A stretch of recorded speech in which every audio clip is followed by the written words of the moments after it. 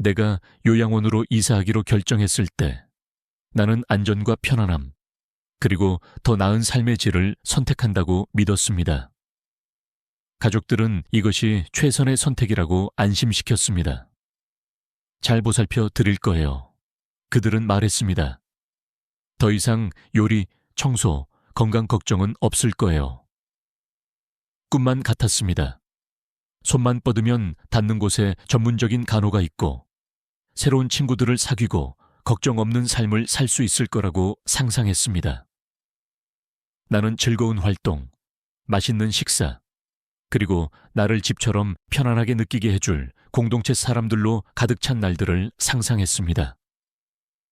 정말로 옳은 선택을 하고 있다고 생각했습니다. 하지만 도착하자 현실이 닥쳤습니다. 구조화된 일정은 나의 하루의 모든 부분을 지시했습니다. 언제 일어나고, 언제 먹고, 심지어 언제 밖에 나가야 하는지까지 말이죠. 가족 방문의 따뜻함은 서서히 희미해지고 짧은 전화 통화와 길고 외로운 시간으로 대체되었습니다. 그리고 간호는 내가 기대했던 것과는 달랐습니다. 과로한 직원들, 지연된 응답, 그리고 그저 또 다른 숫자에 불과하다는 느낌. 약속되었던 안전과 편안함은 오히려 감금처럼 느껴졌습니다. 나는 더 이상 집이라고 인식할 수 없는 무언가를 위해 나의 독립성을 포기했습니다. 불평하려고 이 이야기를 하는 것이 아닙니다. 경고하려는 것입니다. 요양원으로 이사하는 것을 고려하고 있다면 잠시 멈추세요. 아무도 당신에게 말해주지 않는 진실에 귀 기울이세요. 일단 들어가면 이전의 삶으로 다시 돌아갈 수 없을지도 모르기 때문입니다. 시작하기 전에 이 영상이 마음에 드셨다면 좋아요를 눌러주시면 정말 감사하겠습니다. 이는 제가 더 중요한 정보를 계속 공유하는 데 큰 도움이 됩니다. 아직 구독하지 않으셨다면 구독 버튼을 누르고 알림 설정을 켜서 앞으로 올라올 영상을 놓치지 않도록 적극적으로 추천드립니다. 또한 이 영상이 즐거우셨다면 1을, 그렇지 않으셨다면 10 댓글로 남겨주시면 개선 방향을 파악하는 데 도움이 됩니다. 자, 이제 시작하겠습니다. 집에서는 내 마음대로 살았습니다. 언제 일어날지, 무엇을 먹을지, 언제 나갈지, 하루를 어떻게 보낼지 내가 결정했습니다. 내 시간은 내 것이었고 모든 작은 결정은 내 삶을 통제하고 있다는 느낌을 주었습니다.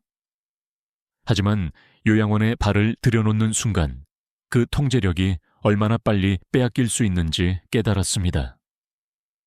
모든 것은 구조화된 일상에 의해 지시되었고 나는 그 일상에 대해 아무런 발언권도 없었습니다. 아침은 더 이상 평화롭거나 느리지 않았습니다. 대신 늦잠을 자고 싶어도 정해진 시간에 일어났습니다. 식사는 엄격한 일정에 따라 제공되었고 제공되는 음식에 대한 의견은 반영되지 않았습니다. 배가 고프지 않거나 음식을 좋아하지 않으면 주어진 음식을 먹거나 굶는 것 외에는 선택의 여지가 없었습니다. 내가 원할 때마다 간식을 먹거나 부엌에서 커피를 내려 마실 수 있었던 시절은 사라졌습니다. 내가 가장 좋아하는 아침 식사를 선택하는 것과 같은 작은 즐거움조차 더 이상 누릴 수 없었습니다. 하지만 진정한 충격은 내 움직임에 대해 얼마나 통제력이 없는지 깨달았을 때였습니다. 신선한 공기를 마시러 밖에 나가고 싶으면 허락을 받아야 했습니다. 짧은 산책을 하고 싶으면 누군가가 도와주기를 기다려야 했습니다. 혼자서도 걸을 수 있었지만 원할 때마다 간단히 밖에 나갈 자유는 더 이상 저에게 없었습니다. 나는 다른 사람의 일정에 맞춰 다른 사람의 승인에 따라 할 수 있는 것과 할 수 없는 것을 결정해야 했습니다. 그리고 때로는 내가 불편을 끼치는 것처럼 느껴지기도 했습니다. 지금은 인력이 부족해요. 나중에 도와드릴게요. 라고 그들은 말했지만 나중은 종종 오지 않았습니다. 집에서는 원할 때마다 나갈 수 있었습니다. 식료품점에 가거나 친구를 만나고 싶으면 그렇게 했습니다. 나는 독립적이었으니까요. 하지만 요양원 안에서는 구내를 떠나는 것이 간단하지 않았습니다. 어딘가에 가고 싶으면 허가 서류가 필요했고, 때로는 가족 구성원이 서명을 해야 했습니다. 마치 다시 어린아이가 된 것처럼 느껴졌습니다. 밖에 나가기 위해 승인을 받아야 했으니까요. 그리고 더 나쁜 것은 때로는 묻는 것조차 죄책감을 느끼게 만들었다는 것입니다. 안에 있는 것이 더 안전해요. 왜 나가려고 하세요? 라고 그들은 말했지만 그들은 이해하지 못했습니다. 나가는 것은 단순히 심부름을 하는 것이 아니라 죄수가 아닌 사람처럼 느껴지는 것에 관한 것이었습니다. 독립성을 잃는 것은 단순히 좌절스러운 것이 아니라 비인간적이었습니다. 나는 더 이상 내 삶을 통제할 수 없었습니다. 더 이상 스스로 결정을 내리는 어른이 아니었습니다. 대신 규칙을 따르고 허가를 기다리고 아무런 발언권도 없는 세상에 적응하는 거주자가 되었습니다. 나는 독립성을 잃기 전까지는 그 가치를 제대로 알지 못했습니다. 그리고 그것이 빼앗기고 나서야 아무도 내게 경고하지 않았던 것을 깨달았습니다. 일단 독립성을 잃으면 다시 되찾는 것은 거의 불가능합니다. 이 영상을 계속 시청하고 이러한 교훈이 도움이 된다면 아래에 2번을 댓글로 남겨주세요. 여전히 저와 함께하고 있다는 것을 알려주세요. 시청해 주셔서 감사합니다. 처음 요양원에 이사했을 때 외로움을 느낄까봐 걱정하지 않았습니다. 가족들은 자주 방문할 거라고 안심시켰고 처음에는 그랬습니다. 아이들은 식료품이나 작은 간식을 가지고 들렀고 손주들은 내 방을 뛰어다니며 웃었고 나는 여전히 그들의 삶의 일부인 것처럼 느껴졌습니다. 주소만 바뀌었을 뿐 아무것도 변하지 않았다고 스스로에게 말했습니다. 나는 여전히 소속되어 있었고 여전히 중요했습니다. 하지만 몇 주가 몇 달로 바뀌면서 방문 횟수는 줄어들었고 매일 오던 전화는 주말에만 오기 시작했습니다. 그러다가 일주일에 한 번 결국 특별한 날에만 오게 되었습니다. 나는 창가에 앉아 바깥 도로를 바라보며 익숙한 차가 들어오기를 바랐지만 대부분 아무도 오지 않았습니다. 아이들에게 전화를 걸면 엄마, 일이 너무 바빴어요. 다음 주말에 꼭 갈게요. 할머니, 시험이 있어요. 가능한 한 빨리 갈게요. 와 같은 변명만 들었습니다. 변명은 쌓여갔고 나는 이해하려고 노력했습니다. 정말로요. 그들에게는 삶이 계속되고 있었지만 내게는 시간이 멈춘 것 같았습니다. 매일 똑같은 일상, 똑같은 식사, 똑같은 점검, 똑같은 외로움이었습니다. 가장 두려웠던 것은 명절이었습니다. 예전에는 우리 집이 추수감사절, 크리스마스, 생일 등 가족 모임의 중심이었고 모두가 찾아와 집은 웃음과 따뜻함으로 가득 찼습니다. 이제 그 축하 행사는 나 없이 다른 곳에서 열렸습니다. 전화를 받거나 화상 통화를 할 수도 있었지만 똑같지 않았습니다. 나는 그들과 함께 식탁에 앉아 있지 않았고 그들의 이야기, 추억, 중요한 순간들의 일부가 아니었습니다. 대신 다른 거주자들에게 둘러싸여 시계만 바라보며 오지 않는 방문을 기다리고 있었습니다. 진실은 천천히 하지만 고통스럽게 내게 다가왔습니다. 당신이 더 이상 그들의 일상생활의 일부가 아니면 그들의 세상에서 희미해지기 시작합니다. 당신을 사랑하지 않아서가 아니라 삶은 계속되기 때문입니다. 그들은 직장, 아이들, 책임으로 바빠지고 곧 방문하겠다고 스스로에게 말하지만 곧은 몇 주로, 몇 달로 바뀝니다. 그리고 나게는 시간이 그들에게만큼 빨리 지나가지 않았습니다. 매일이 더 길게 느껴지고 모든 순간이 더 무겁게 느껴졌습니다. 가장 고통스러웠던 것은 외로움뿐만 아니라 더 이상 필요하지 않다는 깨달음이었습니다. 집에 살 때는 가족들이 내게 의지했고 조언, 위로, 도움을 받기 위해 내게 왔습니다. 하지만 여기 이 작은 방에서는 마치 선반 위에 올려져 편리할 때만 먼지를 털어내는 것 같았습니다.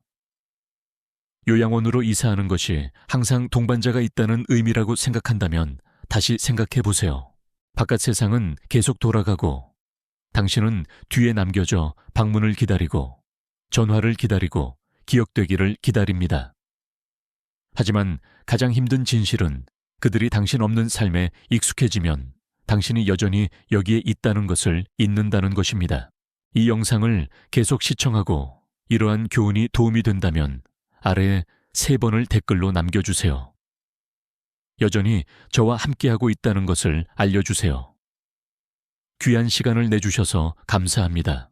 요양원으로 이사하기로 결정했을 때 가족들이 가장 안심시켜준 것 중 하나는 가능한 최고의 의료 서비스를 받을 수 있을 거라는 것이었습니다.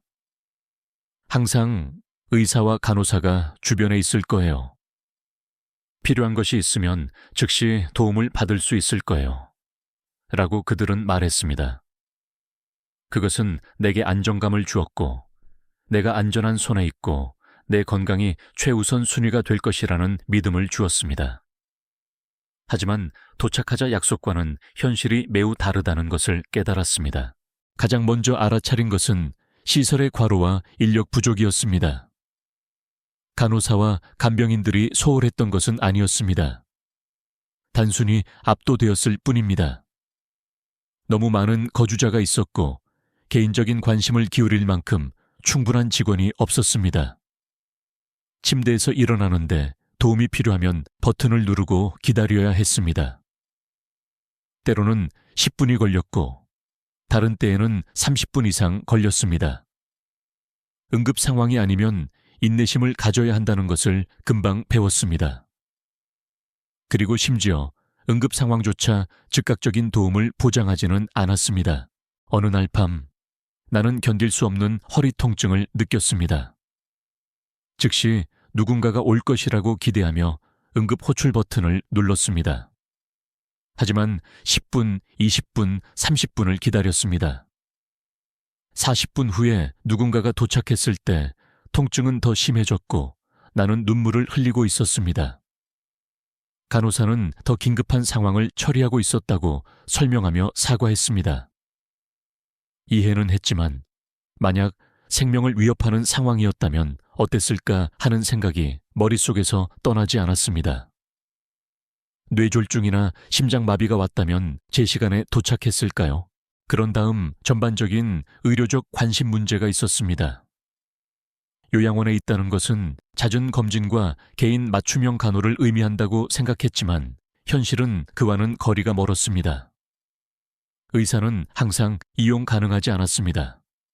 그들은 정해진 방문 일정이 있었고 그 방문 시간 외에 우려사항이 있으면 기다려야 했습니다.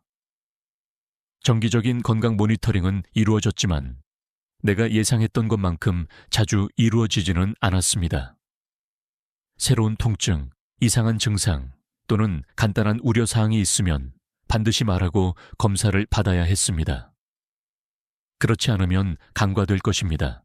약물은 또 다른 좌절감이었습니다.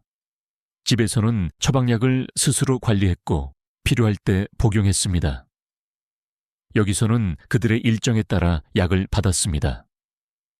두통이 있어서 추가 약이 필요하면 요청하고 기다려야 했습니다.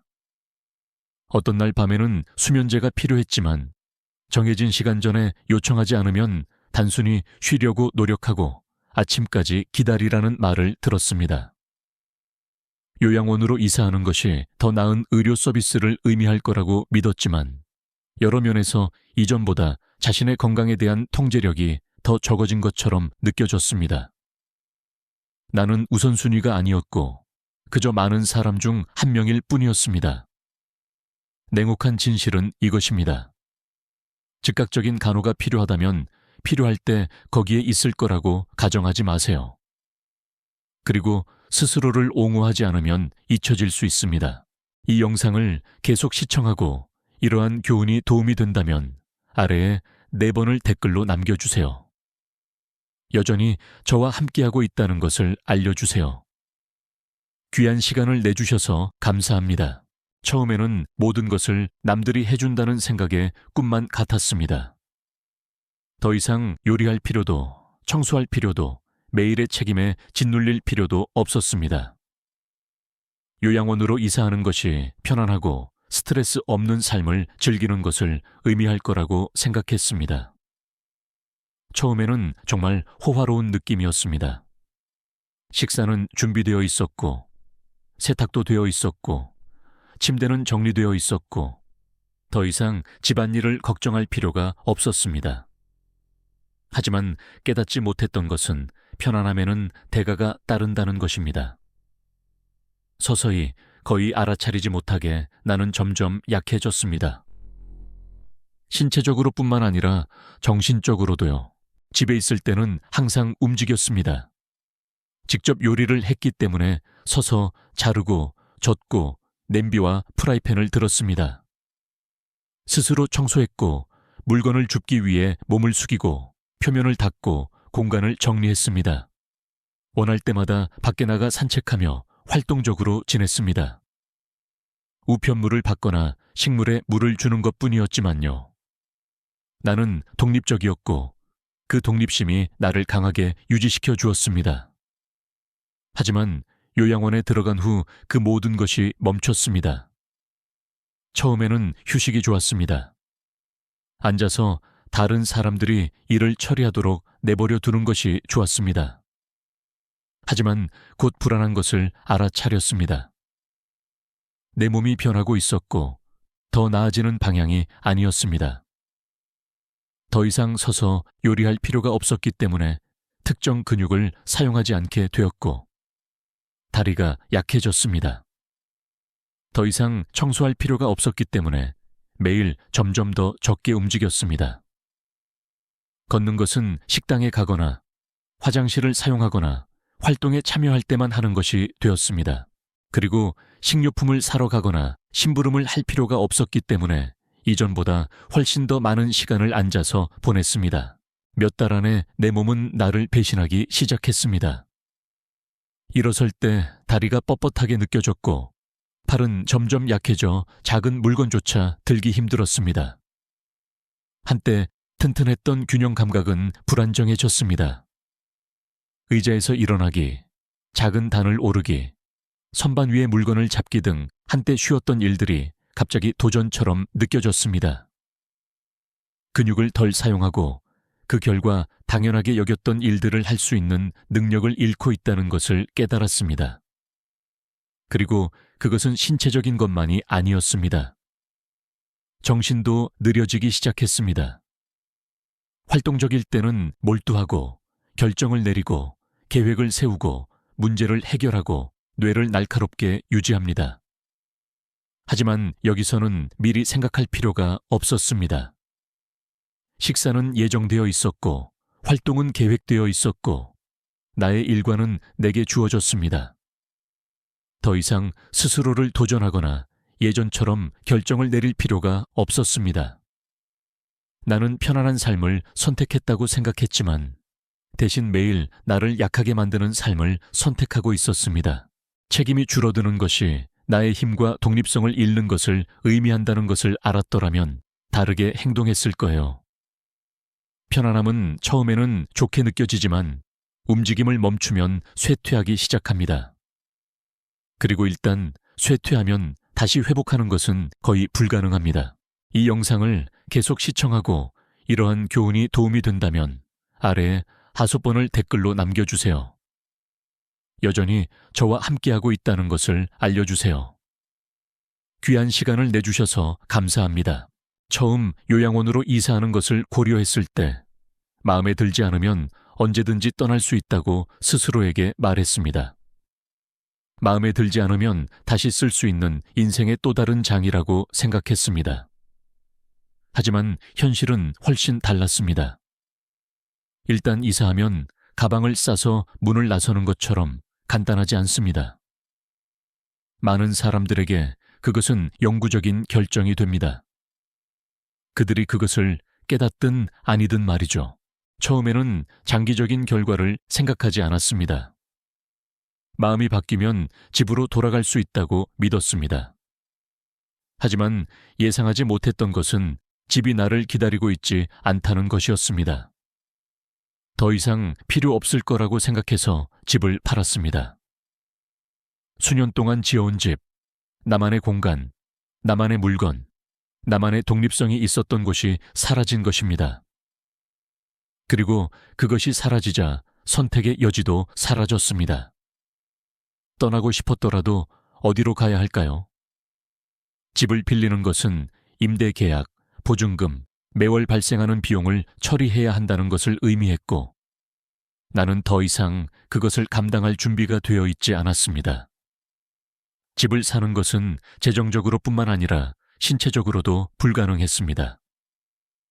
이사하고 새 집을 꾸미고 다시 적응하는 과정이 압도적으로 느껴졌습니다. 이미 한 번 변화를 겪었고 다시 그렇게 하는 것은 불가능해 보였습니다. 그리고 가족도 있었습니다. 이사하기 전에 그들은 이것이 옳은 결정이라고 안심시켜 주었고 그것을 장려했고 내게 더 나을 것이고 더 안전하고 더 쉬울 것이라고 확신시켜 주었습니다. 하지만 몇 달 후 내가 불행하다고 말했을 때 그들의 반응은 달라졌습니다. 엄마, 이미 정착하셨잖아요. 다시 이사하는 것은 너무 어려울 거예요. 라고 그들은 말했습니다. 더 나쁜 것은 더 이상 엄마를 위한 공간이 없어요. 라고 말하는 것이었습니다. 나는 갑자기 그들이 나 없이 가까이 살지 않는 삶에 적응했다는 것을 깨달았습니다. 나의 옛집은 사라졌고 내 방은 다른 용도로 사용되었고 나는 더 이상 그들의 일상생활의 일부가 아니었습니다. 말하지 않은 진실은 분명했습니다. 그들은 나를 다시 데려갈 생각을 하지 않았습니다. 가족들이 도와주기로 동의했더라도 또 다른 문제가 있었습니다. 나는 처음 이사했을 때와 같은 사람이 아니었습니다. 요양원에서 보낸 시간은 나를 변화시켰습니다. 나는 더 약해졌고, 더 느려졌고, 독립심이 줄어들었습니다. 요리, 심부름, 집안 관리 등 한때 쉽게 했던 일들이 이제는 압도적으로 느껴졌습니다. 모든 것을 남들이 해주는 편안함은 스스로를 돌볼 수 있는 능력을 빼앗아갔고 그것이 가장 고통스러운 깨달음이었습니다. 떠나더라도 더 이상 혼자 살 수 없었습니다. 나는 한때 요양원을 일시적인 해결책, 원하면 떠날 수 있는 곳이라고 생각했지만 일단 들어가면 떠나는 것은 단순히 가고 싶다는 마음뿐만 아니라 실제로 가능한지 여부에 관한 것입니다. 그리고 우리 중 많은 사람들에게 나가고 싶다고 깨달았을 때 이미 너무 늦었습니다. 이 영상을 계속 시청하고 이러한 교훈이 도움이 된다면 아래에 6번을 댓글로 남겨주세요. 여전히 저와 함께하고 있다는 것을 알려주세요. 귀한 시간을 내주셔서 감사합니다. 이 경험에서 배운 것이 있다면 요양원으로 이사하는 것은 쉽게 되돌릴 수 있는 결정이 아니라는 것입니다. 나는 그것이 나의 노년의 편안함, 안전, 그리고 공동체를 제공해줄 똑똑하고 논리적인 선택이라고 생각했습니다. 나는 약속, 브로셔, 그리고 심지어 이것이 최선이라고 안심시켜준 가족들의 말을 믿었습니다. 하지만 돌이켜보면 나는 내 인생을 영원히 바꿔놓은 결정을 서둘러 내렸다는 것을 깨달았습니다. 그리고 당신이 그것을 고려하고 있다면 신중하게 생각해야 합니다. 일단 독립성을 잃으면 다시 되찾는 것은 거의 불가능하기 때문입니다. 모든 요양원이 나쁘다고 말하는 것은 아닙니다. 일부 사람들은 건강 상태, 이동 문제 또는 가족 지원 부족으로 인해 정말로 필요할 수 있습니다. 하지만 내가 더 일찍 이해했더라면 좋았을 것은 이사하는 것이 단순히 편리함에 관한 것이 아니라 결코 되찾을 수 없을지도 모르는 당신 자신의 일부를 포기하는 것에 관한 것이라는 점입니다. 나는 일상생활의 작은 자유, 언제 일어나고 언제 먹고 어디로 가고 하루를 어떻게 보낼지 결정할 수 있는 능력을 얼마나 그리워할지 과소평가했습니다. 나는 내가 얼마나 많은 통제력을 다른 사람에게 넘겨주고 그것이 나를 얼마나 무력하게 만들지 깨닫지 못했습니다. 사람들이 저지르는 가장 큰 실수는 마음에 들지 않으면 언제든지 떠날 수 있다고 가정하는 것입니다. 나도 그렇게 생각했습니다. 하지만 고려하지 않았던 것은 일단 안에 들어가면 내 삶이 얼마나 많이 변할지였습니다. 내 집은 팔렸고, 내 소지품은 처분되었고, 내 가족은 내가 주변에 없는 삶에 적응했습니다. 떠나고 싶었더라도 어디로 가야 할까요? 그리고 그뿐만 아니라 몇 달 동안 요리, 청소, 심부름을 하지 않으면서 나는 신체적으로나 정신적으로 더 약해졌습니다. 한때 쉽게 했던 일들이 이제는 도전 과제가 되었습니다. 떠나고 싶다는 마음뿐만 아니라 스스로 살 수 있는 능력이 있는지 여부였습니다. 당신이 여전히 독립적이라면 가능한 한 오랫동안 그것을 붙잡으세요. 요양원을 고려하기 전에 대안을 탐색하세요. 집을 더 안전하게 개조할 수 있나요? 시설로 이사하는 대신 가정간호를 고용하여 도움을 받을 수 있나요? 노인들이 더 오래 집에서 지낼 수 있도록 하는 지역사회 프로그램이 있나요? 이것이 유일한 선택이라고 가정하는 대신 모든 옵션을 살펴보았으면 좋았습니다. 그리고 가장 중요한 것은 다른 사람이 당신을 위해 이 결정을 내리도록 하지 마세요. 가족 구성원은 종종 좋은 의도를 가지고 있지만 이 변화가 진정으로 무엇을 의미하는지 항상 이해하지는 못합니다. 그들은 그것을 해결책으로 보지만 그것이 가져오는 정서적, 정신적, 신체적 부담을 깨닫지 못합니다. 그들이 자신의 독립성을 잃지 않으면서 이것이 당신에게 최선이에요 라고 말하기는 쉽습니다.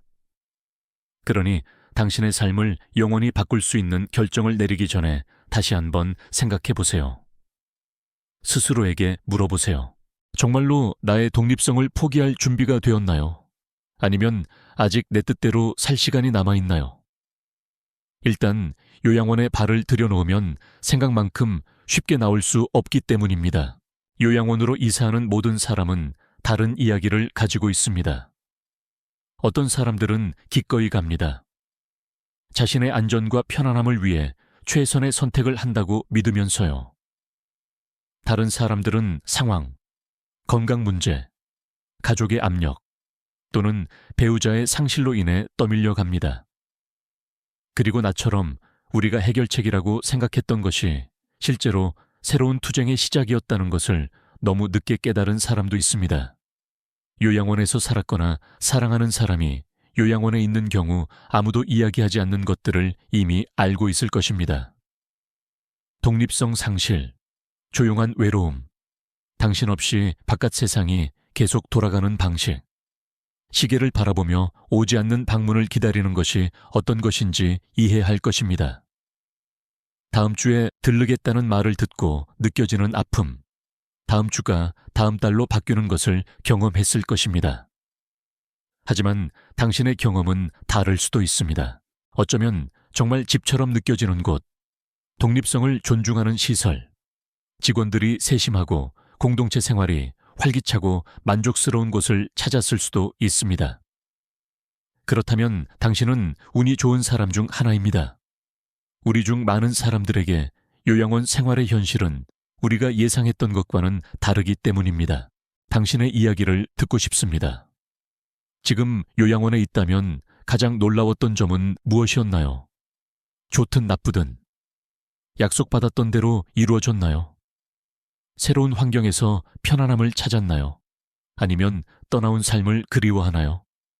부모님, 조부모님 또는 친구가 요양원에 있다면 그들의 경험은 어땠나요? 당신이 원하는 만큼 자주 방문하나요? 그들은 행복하다고 말하나요? 아니면 후회를 암시하나요? 때로는 가족 구성원들이 매일 경험하는 것이 아니기 때문에 진실을 보기 어려울 수 있습니다. 그들은 깨끗한 시설, 친절한 직원, 예정된 활동을 봅니다. 하지만 그들은 방문 시간이 끝난 후 찾아오는 매일의 단조로움, 외로움, 가장 단순한 일조차 다른 사람에게 의존해야 하는 조용한 현실을 느끼지 못합니다. 이것은 단 한 사람의 이야기가 아니라 우리 모두의 이야기입니다. 노화는 우리 모두가 직면하게 될 것이고 그 후반기를 어떻게 보내기로 선택하느냐가 중요합니다. 어떤 사람들은 요양원이 최선의 선택이라고 말할 것이고 다른 사람들은 가능한 한 오랫동안 독립적으로 지내라고 주장할 것입니다. 하지만 진정한 경험, 당신의 경험이 가장 중요합니다. 그러니 요양원에 대한 당신의 경험을 말해주세요. 당신 또는 당신이 사랑하는 사람이 이 변화를 겪었나요? 후회하나요? 다르게 선택했더라면 하고 바라나요? 아니면 새로운 집에서 평화와 편안함을 찾았나요? 이야기해봅시다. 더 많이 공유할수록 다른 사람들이 너무 늦기 전에 올바른 선택을 하도록 도울 수 있습니다. 끝까지 시청해 주셔서 감사합니다. 좋아요 버튼을 클릭하고 구독하여 저희에게 사랑을 보여주시는 것을 잊지 마세요. 이것은 채널을 지원하고 제가 계속해서 당신을 위한 콘텐츠를 만들 수 있도록 해줍니다. 아래에 당신의 생각이나 댓글을 남겨주세요. 자유롭게 자신을 표현하고 긍정적인 태도를 유지하세요. 다음 시간에 만나요.